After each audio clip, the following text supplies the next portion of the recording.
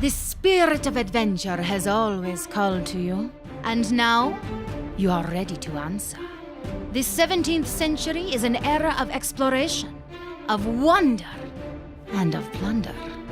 The ancient spice routes have opened their secrets to the sea, and as a burgeoning spice trader, you will explore worlds you never dreamed existed. It is your turn now to seek your fate, and possibly your fortune, your fortune, your fortune.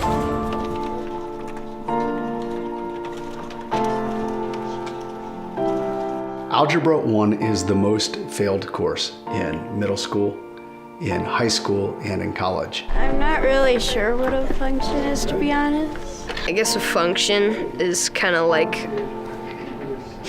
a math majigger. I don't really like math in general, so try not to think about it as much as possible. The game Fate and Fortune is based on years of research into understanding what students need to learn to be prepared for Algebra 1. Param, the first mate, introduces the game's initial challenge, building a ship. Students may choose the type of ship, number of cannons, and number of rectangular and triangular sails, but they have a limited budget. Rather than compute each variation, students create a function that does the calculations for them. This function is used repeatedly during ship upgrades that occur as the student's spice trading company grows.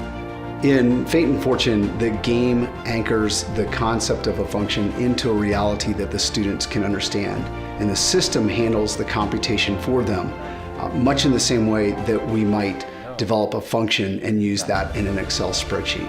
F is the amount of lumber in board feet, and each board foot is half a shilling. We can make a function out of that. 90% of the items that we see in textbooks or online are focused on computation. And algebra is really about the logic that surrounds that computation, not the computation itself. Fate and Fortune is multiplayer, and students can buy and sell company shares on an in-game stock market. Stock trading requires students to develop another function. And that's your form?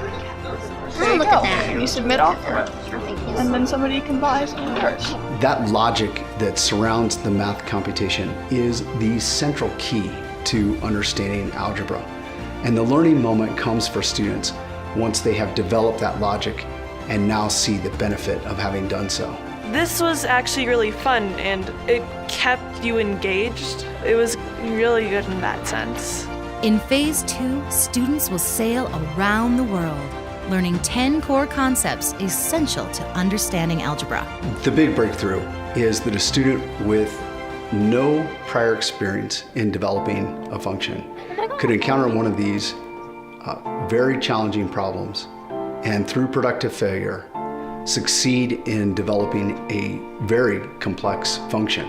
A function is a mathematical equation where each input has exactly one output. Functions are where if you have one input, you're going to have one output. The problem of Algebra 1 being the most failed course at all grade levels won't be solved by traditional textbooks or more online problems. It can be solved by Fate and Fortune, which creates a context for students to fundamentally understand the concepts that they need for Algebra 1.